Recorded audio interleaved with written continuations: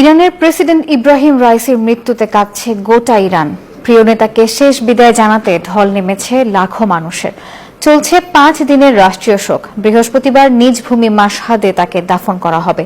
এদিকে রাইসির মৃত্যুতে ভারত, পাকিস্তান সহ বিভিন্ন দেশে পতাকা অর্ধনমিত রাখা হয়েছে। শোক জানিয়েছে জাতিসংঘ। ইরানিদের কাছে রাইসি শুধু একটি নাম ছিল না, ছিল নক্ষত্র। বর্তমান সুপ্রিম নেতা আয়াতুল্লাহ আলী খামেনির উত্তরসূরি হিসেবে দেখা হতো রাইসিকে। তাই তো প্রিয় নেতাকে শেষ বিদায় জানাতে জড়ো হচ্ছেন ইরানিরা। শোকে স্তব্ধ ইরানিদের চাপা কান্নায় ভাসছে গোটা তেহরান। সকালে ইরানের তাবরিজ শহরে জানাজা শুরু হয়।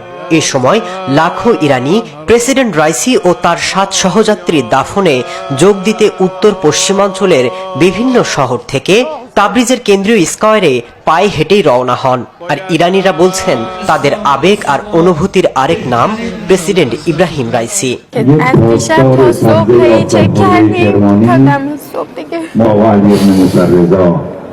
বুধবার তেহরানে নেওয়া হবে রাইসির মরদেহ, যেখানে সর্বোচ্চ নেতা আয়াতুল্লাহ আলী খামেনি অংশ নেবেন।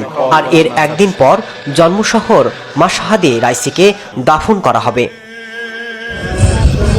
ইসলামী প্রজাতন্ত্রের ক্ষমতার চূড়ার খুব কাছাকাছি দাঁড়িয়েছিলেন ইব্রাহিম রাইসি।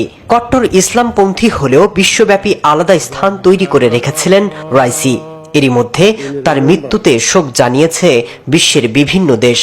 জাতিসংঘে 1 মিনিটের নীরবতাও পালন করা হয়েছে। একদিনের শোক পালন করছে পাকিস্তান। এছাড়া পতাকা অর্ধনির্মিত রয়ে গেছে নয়াদিল্লিও। মাসুদ রানা, নিউজ 24।